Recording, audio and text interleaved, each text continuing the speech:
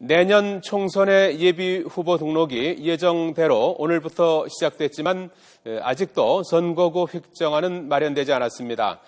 지금 여야 지도부가 5시간째 단판 회동을 벌이고 있습니다. 협상 시간이 길어지고 있는 만큼 여야의 이견 잘 좁혀지지 않고 있는 것으로 전해지고 있습니다. 국회로 가보겠습니다. 안윤학 기자. 네, 국회에 나와 있습니다. 예. 자, 이 국회의장과 여야 대표의 회동 아직까지도 끝나지 않았죠? 네, 협상이 시작된 지 꽤 시간이 많이 지나고 있는데요. 아직 회동이 끝났다는 소식은 들리지 않고 있습니다.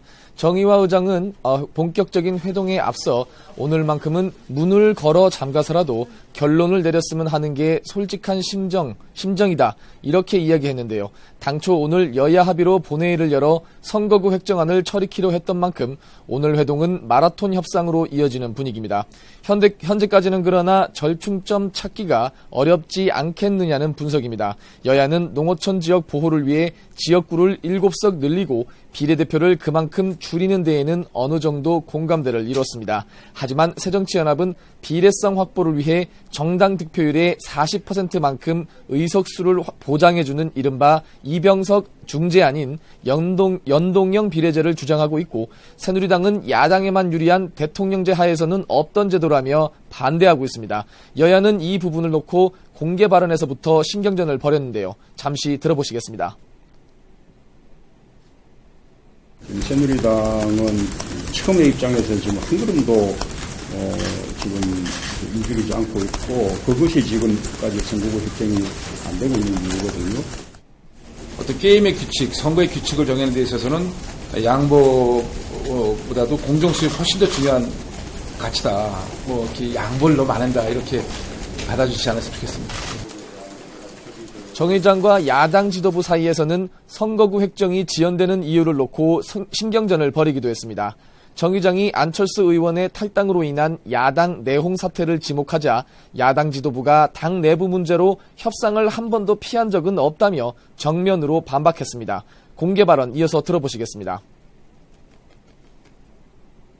우리가 아무래도 정당 정치를 하는데 한 정당이 지금 안에 아주 어려운 일들을 겪고 있기 때문에 국회도 자연히 어려우시지 않나 이런 생각을 가집니다.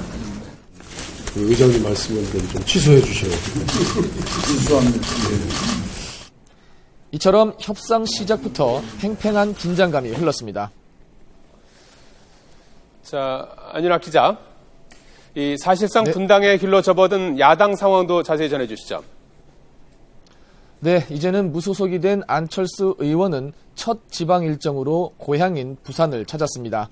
지역 기자들과 잇따라 접촉을 하며 향후 계획 등을 밝혔는데요. 기자들과 만난 자리에선 특히 새정치연합을 향해 작심한 듯 비판을 이어갔습니다. 안 의원은 지금 새정치연합은 평생 야당만 하기로 작정한 정당이라며 혁신을 하는 척만 하지 더 큰 혁신을 두려워하고 있다고 맹비난했습니다. 이어 조그만 기득권도 내려놓지 않는다며 외연을 넓혀야 집권할 수 있을 것이라고 지적했습니다. 역시 부산에서 전국 구상을 하다 여야 협상 때문에 상경한 문재인 대표는 이르면 내일쯤 향후 당 운영 방안에 대한 기자회견을 할 것으로 알려졌습니다. 새누리당은 공천룰을 둘러싼 개파 간 기싸움이 물밑에서 치열하게 벌어지고 있습니다. 친박계 김재원 의원은 YTN 라디오에 출연해 김무성 대표식의 상향식 공천은 현역에게 유리한 제도라며 자칫 기득권 수호 정당의 이미지로 남게 될 수 있다고 지적했습니다. 이에 맞선 비박계는 국민에게 공천을 준다는 것은 명분이나 실리에서 절대 총선에서 불리하지 않다며 오히려 원칙을 버릴 때 여론의 비판을 받을 것이라고 반박했습니다. 또 초재선 의원들은 유력 인사들이 열세 지역구에 나서야 한다는 이른바 험지 차출론을 강조하고 있습니다. 지금까지 국회에서 YTN 안윤학입니다.